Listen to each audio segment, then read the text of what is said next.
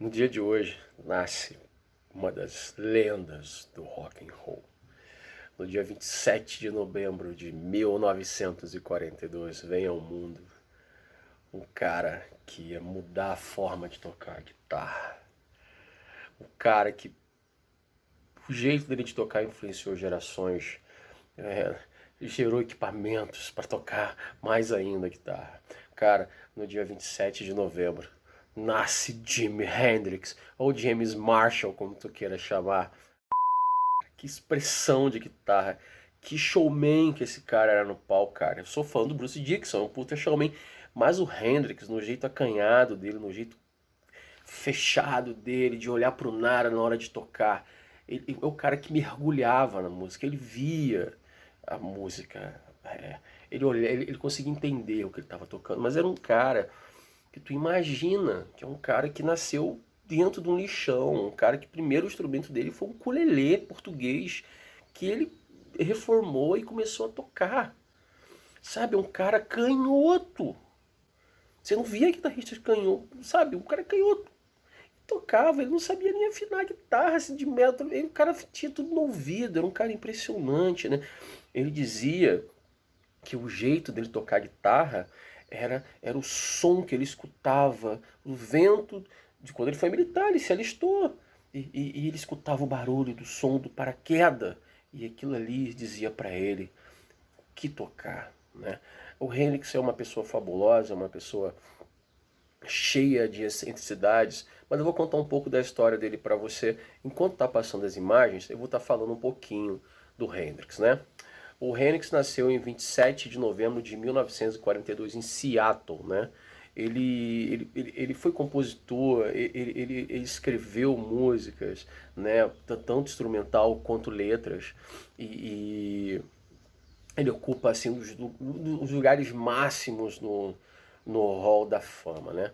Ele foi o cara que ele propagou o jeito de tocar com os amplificadores valvulados. Ele gostava de plugar a guitarra direto no amplificador. Ele gostava de. Ele não tinha essa frescura de mesa de som. Era um cara que ele desafiava. Ele chegava com a guitarra, ele plugava e ele queria o som da guitarra seco ali no amplificador valvulado. Graças a ele, a gente tem um pedal feedback. Porque ele encostava a guitarra no amplificador e ele tinha a ida e vinda das notas que ele soltava. Isso incomodava os classicistas. E daí vai nascer o pedal reverb. Mais tarde ele vai ser apresentado ao pedal wah, que ficou clássico no pé dele, porque ele queria o wah da guitarra ali, plugando ali o tempo todo.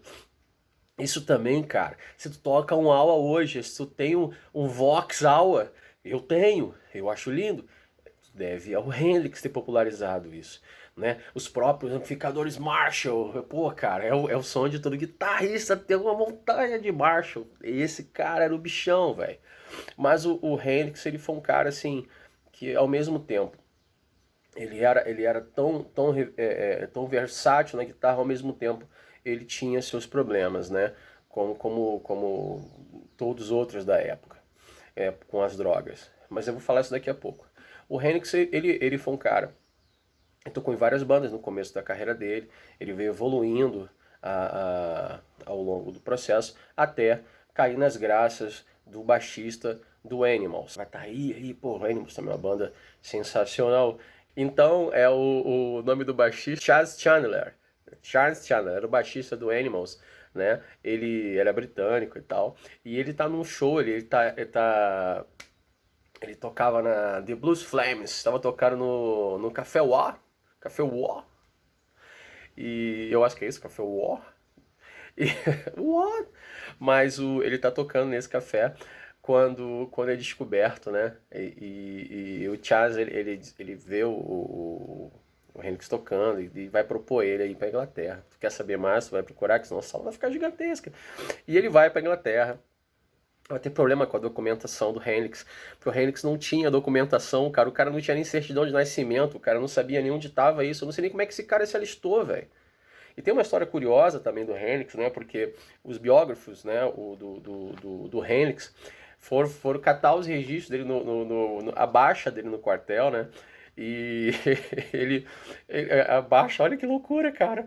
Olha que loucura. Ele abaixa no quartel, sabe como? Sabe como? Ele fala pro psicólogo que estava apaixonado pelo colega de quarto. Aí os caras vão, mano, mete pé do cara no quartel. Mas não é mentira, o Reynolds era um pegador do cacete, né? Ele pegou a história, disse que não, mas eu tenho quase certeza que ele deu uma passada no namorado do Kate Richards, velho. Sabe quem é o Kate Richards, né? Tu sabe, né? O cara dos Stones, né? Mas então, e aí o Hendrix vai pra Inglaterra, faz sucesso na Inglaterra, desafia o Eric no Eric Clapton, que era o deus Clapton na época, toca pra cacete e faz e empurra a sua fama goela abaixo dos ingleses, depois goela abaixo dos americanos, e é o monstro que é o Hendrix, né, cara? Olha, eu tô correndo para não ficar grande a história do Hendrix, mas a história do Hendrix é fantástica, né? E infelizmente o Hendrix vai acabar falecendo, né? Então vai passar toda essa fase do Hendrix, né? De música, do Woodstock, de N outros shows que completaram a carreira do Hendrix. Só que em 18 de setembro, em Londres, cara, ele passou a noite numa festa. A morte ainda é uma incógnita. Ele passa uma noite na festa, depois volta para casa.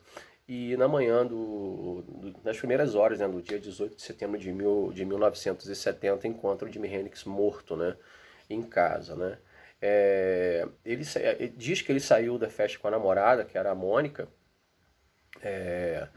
e ele foi para casa. E no dia seguinte encontraram ele morto, né.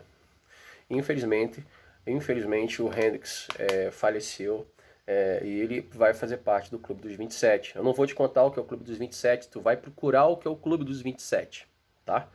Eu tô com isqueiro, não tô fumando não, é que eu acendi aqui o incenso aqui atrás e eu acabei de me queimar na porra do incenso pra dar aula pra vocês. Então, o Jimi Hendrix, ele foi um cara fantástico, um cara fabuloso, uma pessoa genial, que morreu aos 27 anos de uma morte inexplicável. Ele tinha problemas com álcool, tinha problema com droga, muita gente diz que ele morreu de uma overdose, não foi comprovada essa morte por overdose, alguns falam em heroína, outros falam em outras drogas, mas não foi comprovado, até porque o Hendrix não era fã de heroína. Então isso também é legal, tu ler um pouco na história. Mas eu não vou me prolongar muito. Então hoje nasce um dos meus heróis, eu acho que um dos heróis do mundo, um cara fabuloso, um cara sensacional, um cara que desafiou. Olha, na biografia, eu tive a sorte do meu irmão Marco Antônio ter me dado a biografia do cara, de ter lido e de ter visto os filmes da biografia dele. E se tem uma cena mais icônica, é quando o Eric Clapton fica puto com ele, cara, ele rouba a cena, ele vai tocar num show como convidado, para a participaçãozinha, uma pontinha no show do Clapton, isso já em Londres, e ele rouba a cena, e ali, cara, o cara carimba a história no cara que desafiou o Clapton, velho. Então, é um genial. E o maior de tudo, cara, o maior de tudo era mais um negro fazendo música, era mais uma pedra na nossa ascensão contra o preconceito.